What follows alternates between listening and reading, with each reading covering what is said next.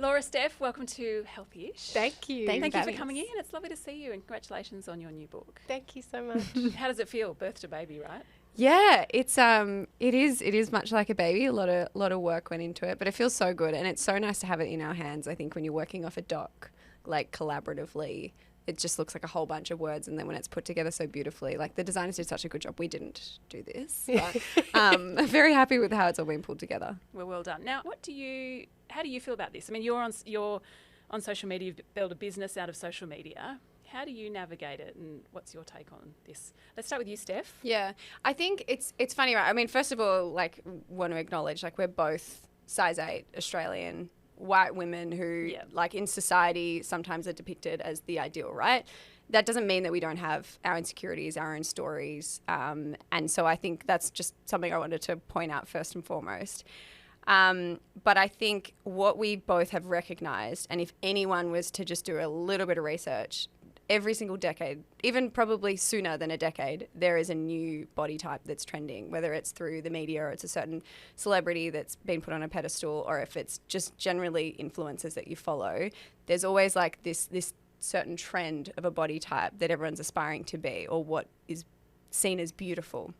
I mean, you look at the comparisons of like Marilyn Monroe, Kate Moss, Kendall Jenner to Kylie Jenner, like all of them have got different body types. I actually wrote a exactly, story athletes. in Body and Soul last year about the the physique of the sportswomen, and how this is the new ideal, and that is great that we're... But that takes a lot. That also is a lot of work. It's a lot of work, and I think that's what's really important. It's not only a lot of work, but all of those body types are genetically... They were born differently. So they've had different journeys to get where they are, and I think that's something that I think as you get older, you become more... aware of that, I think. And so I think for us, the message is really just do your best to recognize those trends, and as trends, that's probably going to be something that comes and goes, and to really just kind of hone in if you need to as well, because you can't really control what happens in the media all the time, what's going to wind up on a magazine cover. You don't have control over that, or what's on TV. However, when it comes to your social media, to an extent, you do have control over what you're consuming and scrolling by. And there's a whole section on the book that we kind of come up with our own tips and tricks of things that have helped us make our spaces and our time scrolling on social media a bit of a friendlier environment, so that we're not always kind of consuming that type of content that might trigger you to feel bad about yourself or to look at your body in a certain way.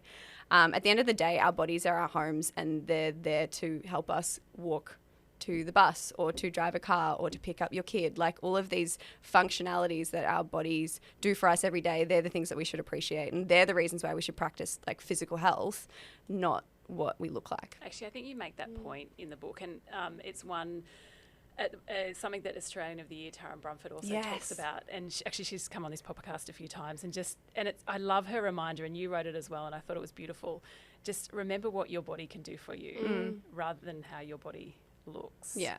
What about body image in your world, Laura? How do you view it? How has it evolved over the years, and where's it at now? Yeah, well, I mean, it's definitely evolved. Back, how old am I? 10-ish years ago, for me, my body was my worth, and it was important, and it mattered, and the way that it looked depicted, in my mind, if I was successful, or how my worthiness as a human, which is, it's so sad as I look back now, and I think it's something, as Steph said, you can't control really the way your body looks. We're all genetically. It's really interesting too, because I did biology in year 12. I really liked it. I love science. I understand genetics. However, you then get on your phone and you start comparing yourself to everyone, and all common sense and knowledge goes out the window. And so in navigating that, I navigated that for a few years, and then Steph and I kind of came together after going through our own journey, and that's where Kick came about. But for me now, I have really got to a place where I understand that my body, the way my body looks, does not matter.